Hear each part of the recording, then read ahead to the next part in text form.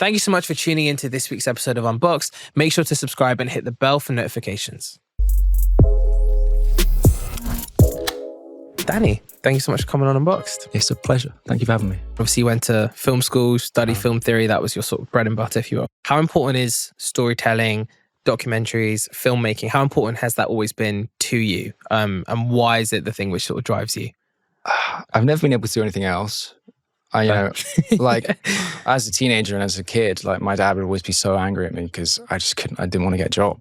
Genuinely, that's what it was. It's like I used to have meltdowns because the idea of just doing a 9 to 5 crushed me inside, and I didn't know why that was, and I didn't know what I wanted to do with my time instead. And so there was many years of just feeling like creatively unsatisfied. I was like, do I want to paint? Do I want to sculpt? And genuinely, like, do I want to like work in Logic Pro and make beats? It was just like I didn't know exactly what it was that I wanted to do, but it had to be something creative.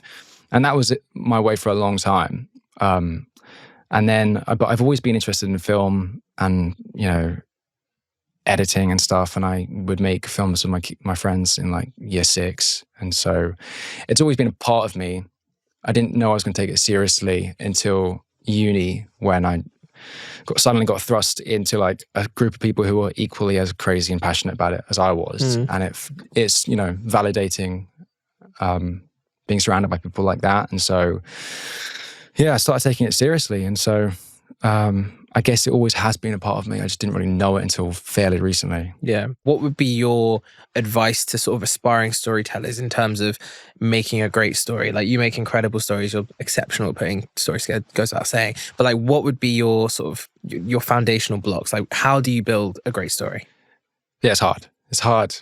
In fact, often when people ask me this, I'm realizing that I often try and explain it in like easily digestible frameworks and like a process and stuff. And I often tweet about that as well. Like I'll say, blah, blah, blah, blah, do this, do X, Y to make sure that a story works this way.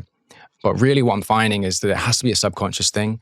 And why I struggle to articulate a lot about how I do things is because I just feel it. It's a decision that you can't really explain, because it's once you're inside something for weeks and weeks that it just makes sense. And so with this Drew Barrymore documentary, part of the reason it feels emotional is because naturally you end up spending a month with them, end up spending 5 or 6 weeks with them. And so they become a part of you, and it feels like, you know what they would say next, which is a really important thing and something that you can only do when you're immersed in their story.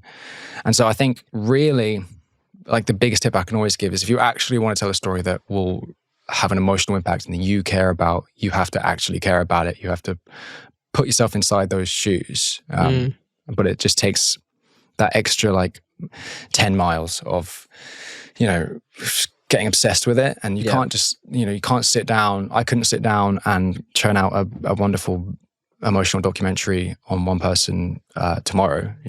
I have to. The reason it takes so long is because I have to put so much time into knowing who they are, and it comes out in the products. And there's no amount of like recipes or secret formulas or hacks that will cheat that. You have to just actually believe in it yourself. Yeah, and in terms of, I guess, the proportions of your process, what proportion would you say is this like the immersion into their world, the planning, the document? Like, what do one of those documents look like? Like, do you have any like on your phone, like just even in terms of the look? Like, what I bring one up for you. Bring one. Like, I'd be very interested to see. Like, is it? How deep is it? Like, how do you kind of? They're like, it? I mean, they can get to be like 60, 70, 80, 100 pages long. It's actually part of the process that I enjoy a lot, just because I've got 2 employees, a researcher and a producer, and there's just like, I mean, oh wow, it goes and goes and goes and goes and goes and goes. I mean, you just see the wall, but that's like every sort of thought we'd have gets included in that. And it starts off with these really broad questions, like with Keanu Reeves that's coming up. We're really early right now, and so it's just, we think about themes that people associate with that person, these really kind of broad, big picture questions. And then you find out what your angle is and your direction, and you kind of get closer and closer and closer and closer until you find out what your like specific honing point is. And that can take a long time. So it takes several meetings and dozens of pages of research. But then once you know exactly what your like story points and chapters are, or, themes you want to discuss, then you can put a label on it, and we can assign these labels to a different person in the team who, can then go out and collect quotes. And the label is almost like to dig into that thing. So you find a sort of, let's say, a hook or an angle or an area, then you have like one person in the team go that 10 steps deeper, really. Right. Yeah. And it's like, for example, Keanu Reeves right now, a significant and integral part of his life is grief. And, okay, we can associate the word grief with one person, and they go off and collect, just find out as much as you can about times that he's spoken about grief and mentioned it. He's actually been a challenge because he's really quiet and mysterious, and he's had this crazy life, but never talks about it. So it is a challenge sometimes, but just working as a team and segmenting up these big questions, because at the beginning my deadlines would just get pushed and pushed and pushed and pushed because it's this huge, inconceivable thing ahead of you, and you can get lost. So holding yourself accountable and holding each other accountable is like the only way forward. And with the Adam Sandler one, what, out of interest, obviously that was a video that's the top performing video, right? I think it's 3.5 million views. Close, almost 4, yeah. 4 million views. That's mad. Like, what was the sort of thing in that process where, what was like the defining point for you in that video? Like, what was there a moment when you were researching where you went, okay, this is gold, like it's specifically for him? And then go through some of the others. I think when we first started researching that, we all decided, okay, like one of the key words here is comfort zone. And everything we found ended up lending itself to this idea of him cultivating this comfort zone that, he'd refined over many years with his friends and family, and he had, brought people on into his comfort zone on films and stuff. But because he had such a, cozy comfort zone, it gave him this ability to step out of it sometimes and take big risks and take big, swings. And when I started, like when you think of an idea there and you find a one-liner about one person and you realize everything clicks into place and it all kind of, that's the North Star, that's really inspiring and motivating. That in this Drew Barrymore one, though, there's a better example. Very early on in the research, my researcher, Adam, he found these 2 clips. One is an interview from 1997 where she's talking to an interviewer, and the interviewer says, "What's your dream?" And she says, "My dream since the day I was a kid was to be on a farm, to live with some animals, and one night it will rain." And then the interviewer says, "One night it will rain, what's that got to do with it?" And she says, "I just love the rain." And then we found another clip, which is from only a couple of years ago, and it's just an Instagram video on her Instagram of Drew Barrymore running out into the outside, rain pouring down, getting soaking wet, laughing and being hysterical and crying. And, saying that, "I just love the rain. If you ever get any chance to go outside in the rain." And we found these 2 clips years apart. No one pieced them together. And we pieced them together and we thought, this is it. This is the ending. This is what everything will lead to. It will be, she's finally reached a happy place. She's living her dream now.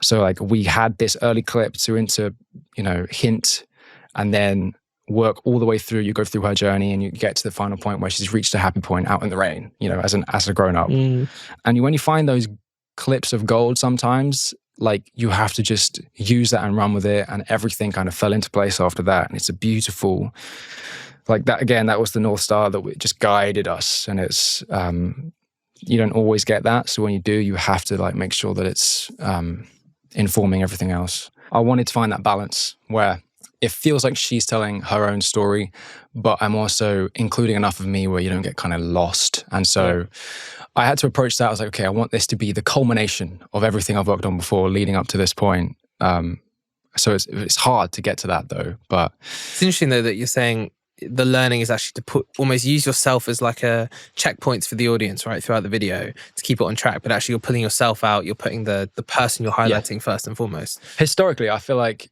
I view voiceover as a bit of a cop-out. Like I try to avoid it at all costs. And I think it depends on the type of creator that you are. But for me, I just feel like I use it as a crutch. And when I use voiceover, I know I could be using actual, primary sources to tell that story better, and I'm kind of just like cheating it. And so like the challenge is to try and eliminate that as much as I can. To this Drew Barrymore video, why was this one particularly emotive to you? Like, what was different this time around, do you think? I think we're delving into topics that I haven't really explored before. It's really, it's hard, She was abused, right? Well, she just kind of didn't really have any parental figures in her life. And so alcoholic at 9, in rehab at 13. And so all these people who are exploiting her and using her and enabling her. And she had to learn these really harsh lessons earlier than anyone should. And so just on a pure topics wise, it's heavy stuff, which is is heavy to discuss, but also it enables so much more emotion when it comes to telling a story. And so I can get my hands dirty a little bit and push into that and poke at it, but it's always treading that line between being respectful as well. Yeah. So, and how do you choose who to make these docs on? Like, do you have a selective process that's more kind of personal, or is it more based on the analytics, who will sort of work for the algorithm and for the kind of YouTube sphere, if you will? For me, the main one is they have to actually inspire me. Like I wouldn't make a video, or I just couldn't invest myself in a video about someone that I wasn't genuinely feeling moved by. I feel like there's got to be lessons to learn from their story, but I feel like I resonate with.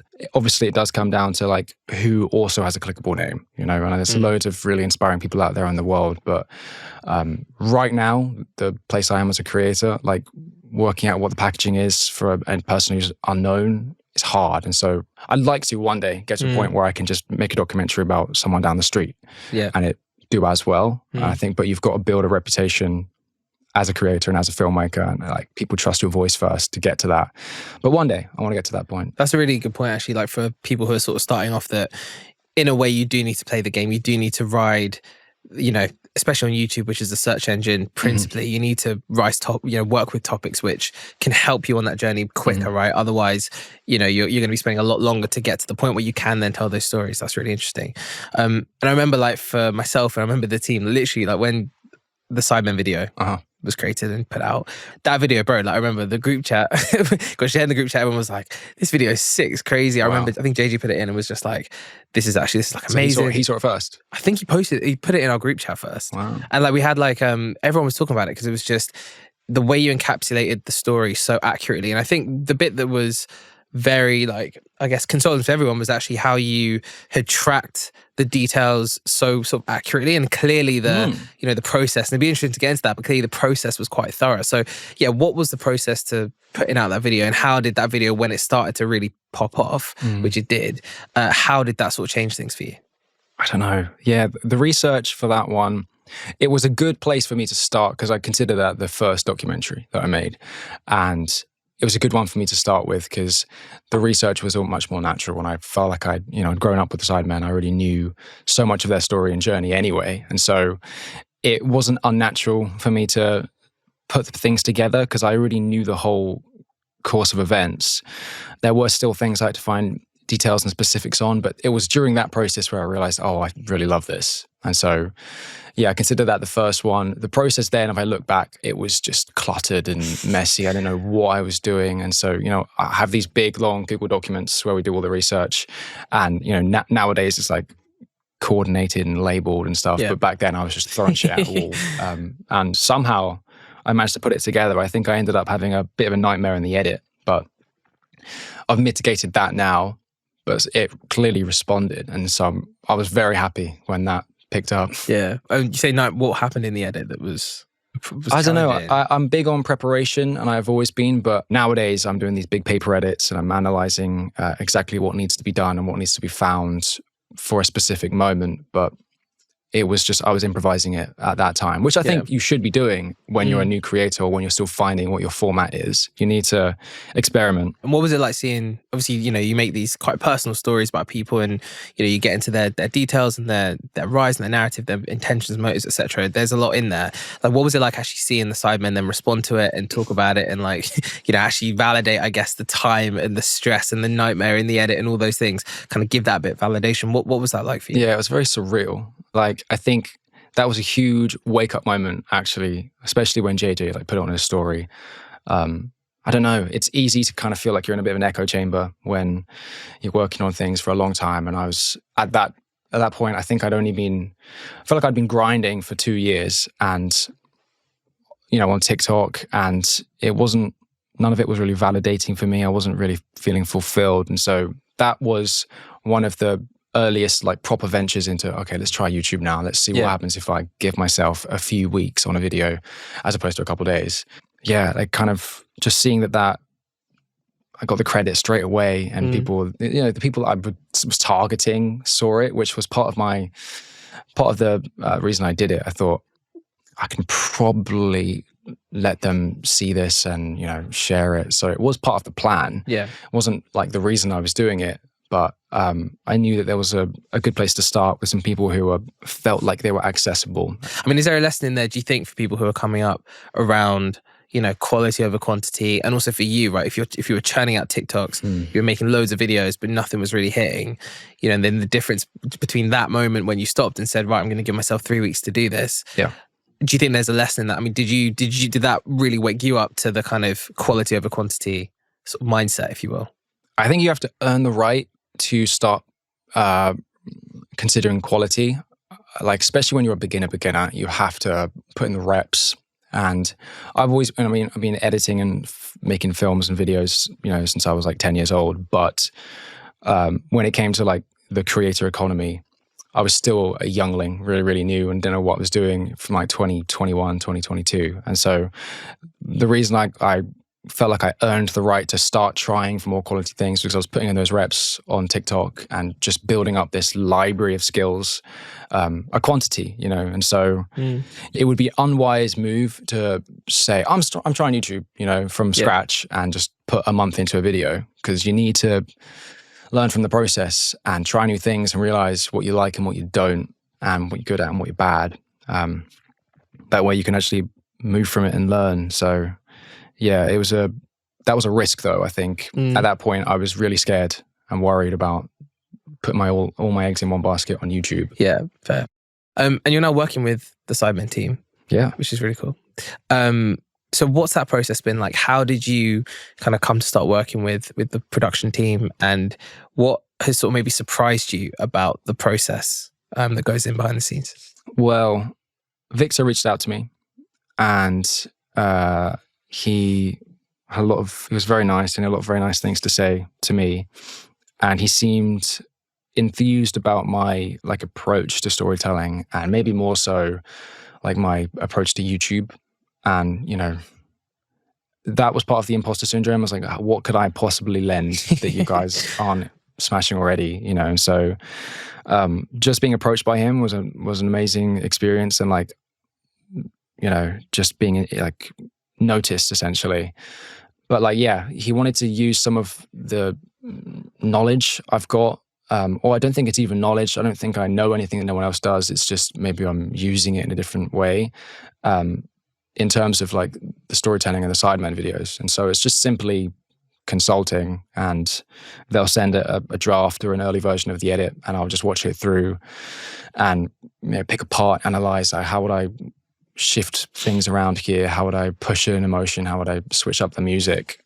So it's like, genuinely, I have so much fun doing it, because it's just, I have all the creative freedom to kind of just pick apart a video and think about how I would frame it, but I don't have to there's no pressure of actually doing it myself. So it's a dream. It's really great. So like narrative direction without having to do the actual edit. Yeah, like not having to put hours in it on the desk, which is perfect. Yeah. And you mentioned editor and producer. I want to get more into your sort of structure and I guess the evolution of that. Obviously, it was just you doing it on your own. Probably partly why it was chaotic, because to do all of this on your own is huge, right? Like as an endeavor, and you're editing, you're doing the voiceover, you're doing every element independently. That's like so difficult, right? When did you bring people in? Why did you bring them in? And who did you bring in? I brought people in because I was going mad. There's no way that it's sustainable to do those sort of, even it's just like locking yourself away in a room and doing anything for a month. It's not good for you. It's not healthy. And so just to like have someone to share ideas with and spitball stuff with, that's good enough on its own. I needed just that. So I brought in a researcher first because I knew that that was the part of the process that I wasn't having as much fun with. And that's got to be a priority, I think.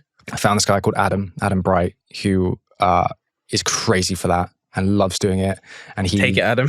Take it, please. Yeah, genuinely. Yeah. And the first video he researched was my Jerry Seinfeld documentary, and he came up with the idea for that one. I just said, when we were doing a bit of a trial phase, I said, what would you want to make a video on if you could do anything? And he said, like a sitcom, Jerry Seinfeld type of thing. And I said, sure, let's see what you can do. So he came back, and at that point, I had like a research process that I felt like was pretty good in my head. And I told him, okay, this is what I use as reference. How about you just like try and make a similar document in your way? And then he came back and he just like obliterated it, just completely, structured it in ways that I couldn't even comprehend. And so I thought, this is the guy. Not only are you like an animal at finding research, but you clearly like enjoy doing this. Yeah.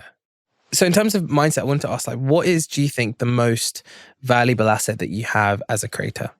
No one else is you, that's easy to forget, but it's also your strongest point, like that's what I lean on. I know that every single time we start these videos, we always think, how can we do this in a way no one else has?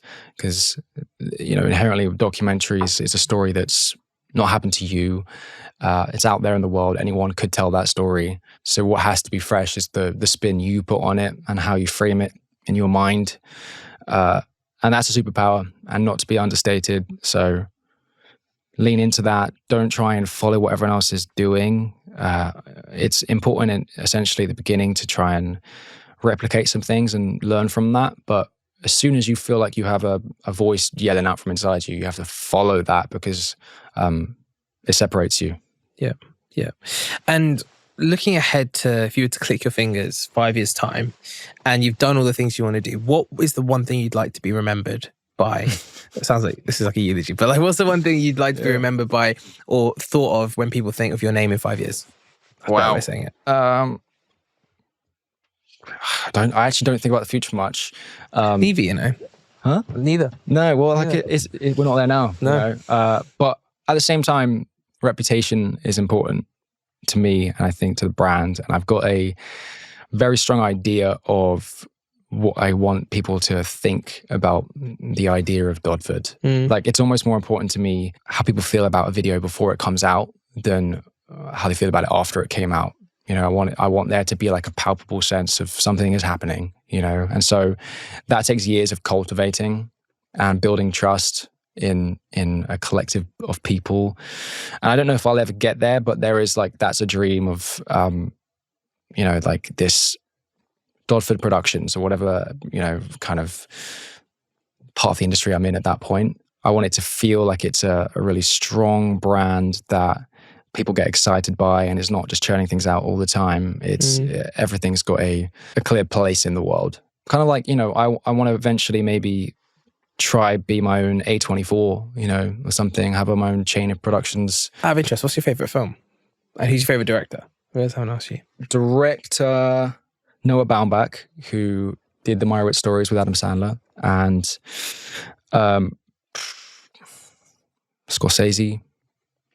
Yeah. Tarantino. But like, the thing is, when it comes to Steven Spielberg. Spielberg. I was going to say, Spielberg's very much like your, I came up with a bunch of names. Big stories. Really, actually, at the end of the day, it's all Steven Spielberg. Favorite Spielberg film? Catch Me If You Can, which is my favorite film. Is it? Yeah, I love that film. That's like classic Tom Hanks, Leonardo DiCaprio. But then I like a bunch of films that I don't know who even directed them. They just sort of like, like Lars and the Real Girl, which is Ryan Gosling. He's just this like troubled guy who falls in love with a sex doll. And so it's just wacky films like that.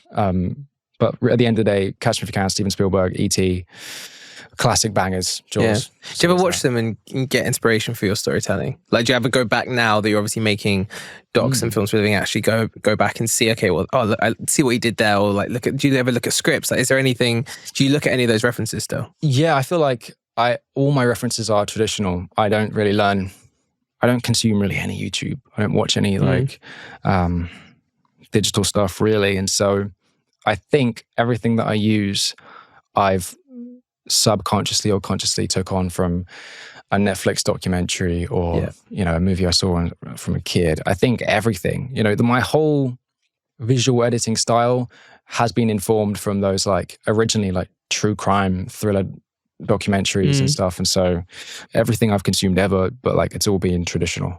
If somebody is looking at what you do and says, right, I want to do this, I want to follow the same sort of path, what would be your number one piece of advice to them? Well, in the same vein, trust what makes you you. Also put in those reps. I'm just circling back to everything we said. Put in the reps. It's bang quote. You got to keep that one. Yeah, don't be afraid to switch things up. If you want to do exactly what I'm doing, consume. You just got to like absorb people and absorb the stories that you're trying to tell. You can't just like tell a story that you aren't emotionally connected to anyway. So yeah, just take the risk on yourself, and anything that you want to create, it's being creative is a risk inherently, I think, and putting things out into the world. So just trust what makes your voice your voice. Yeah, I love it. Looking ahead to the future now. So where do you see the creator economy going? Personally, I'd like there to be more of an emphasis on the first word than the second word, more on creator and less on the economy. It's all like turning into kind of hyper-focused, retention-based, make the quickest buck possible. And in a certain way, that's never going to go away. But like, I think there is a world, or a dream world for me, where it's much more creatively influenced and inspired. And you could upload a passion project on YouTube and guarantee that it will, believe that it would do well. Yeah. We're not there right now, and maybe we shouldn't be. I don't know what that would mean, but I like to see that world where you can just say whatever you want to say. The more I've sort of mulled it, I feel like something new has to come. I feel like we've hit a short form tipping point where it's just, I don't know where it goes next, but everything's been subverted and shifted by TikTok and short form. Maybe. But I feel like something else has to come and smack it, because I don't know how much further it can go in its current form without without going down the line of programmed, hyper optimization, super commercial, as you say, fast food to such an extent where people are trying to make gold within fast food, make a great, set of chicken nuggets, but there's only so much you can do that, right? Nice. Yeah. So I don't know, I don't know if I feel like something has to come, but I don't know what that is. Right, next question. So in the film space, the world of filmmaking is rapidly shifting, partly because of TikTok and everything else. What are your thoughts on the future of filmmaking specifically? I saw a tweet the other day, and someone had found a list of all like the top 20 directors in the world, and then had next to them the number of years it's been since they've made a contemporary film. And it's all these established directors right now, Spielberg, Scorsese, whatever, they're making films set decades ago, and they're kind of stuck in the past.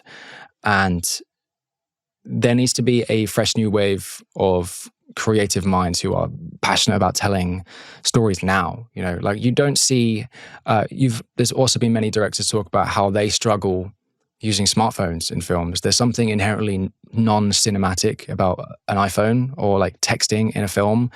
And that's the way they've seen it for a long time. But I know I've spent enough time on TikTok where people have made beautiful short films about what happens inside an iPhone, and the texting and the social media and stuff. And Bo Burnham's one example of that, who's been doing it. But like young people now, 15-year-olds who are seeing the world in a whole new way and seeing a whole new world to create, that's cool. And it's going to switch things up. And I think, I don't know, I love all those directors now, but like we need to start thinking about present day. You're right, because it's like, where does cinema go? Because actually cinema is so baked in like everything's nostalgia, pretty much. Yes. Everything's about that feeling. Even like Top Gun Maverick being like the number one grossest film of last year, whatever it was, 800 million. It's like, that's all about the feeling of Top Gun that people are reliving. Right. But there's no, and actually everything's franchise based because it's that nostalgia feeling. Marvel, all these formats and these worlds which people get comfort in, to your point on comfort before. Yeah. But it doesn't seem like there's really a market for, in cinema especially, for new contemporary, and everything's like, but where is it? there must still be maybe, or is this generation just so used to short form and so used to, you know, the sort of transient content that they're getting that they don't really want that new contemporary stuff? I don't know. And this is what I'm saying. There may be something new has to come. I don't know. What's your view? I mean, that new Flash movie, you know, and they're just like making like CGI clones of old dead actors pretty much. And so I hate that. And that's to your point. It's like just we're leaning on nostalgia for just the sake of nostalgia rather than actually trying to make an emotional impact. And I think that's partly due to there's just not been there's been a lack of new voices kind of being pushed into the industry, in traditional industry. And so... Yeah, because the money is in the nostalgia, so they don't want to take the risk, right? Yeah, and it's, you know, it's always... Filmmaking is a risk, and it's a negotiation process. And so using trusted people who have made a killing years ago, it's always a safe bet. But I don't know what it takes. I think right now, the people who are making short films and masterpieces on TikTok just need to grow up a bit and start doing that with... you know, on YouTube. That's the next step. And then see what happens there. I guess also the hard bit, well, I mean, it's challenging, it's a challenge, but people often don't make enough money on TikTok often to get the infrastructure to then build on YouTube. And I think it's a tough thing there where people feel actually who would convert, would there even be an audience for me? And it's taken that leap actually to go, no, you need to build here because that's where you're going to get the real long-term resonance and engagement rather than the sort of short-term transients maybe. Yeah, I think you have to... Like for me, it was I edited videos for clients for years just to like sort of keep up, just make sure I could pay the bills pretty much. And that eventually afforded me the opportunity to take a risk on myself. It's worked out. Lastly, who is your favorite creator at the moment? Oh, don't ask me that question. I know, as you say, you don't watch any creators right now, but who jumps out to you? You can look at your phone if it helps. Because this question is always very difficult. Yeah, stumps me, right? The Beta Squad. Yeah. I think right now, like I watched the I'm a Celebrity one recently. I watched it with my girlfriend. It's great. But like, I don't know, recently, if you watched Sticks, they've come up, they're a new creator and they just, they make like actual beautiful films about YouTubers and they flew out to Ryan Trahan and made one of him. The first video did, what was numbers. it, like a few million, their account had like 24K or something, or 10K even? Yeah, and it just had nothing, but the video was like absolutely huge. I love that. And it's because they've done something fresh and it's a new spin on a tired format. And you'll need more of that, I think. Yeah, love it. Well, Danny, thank you so much for coming on Unbox. It's been a privilege. Thank you, man.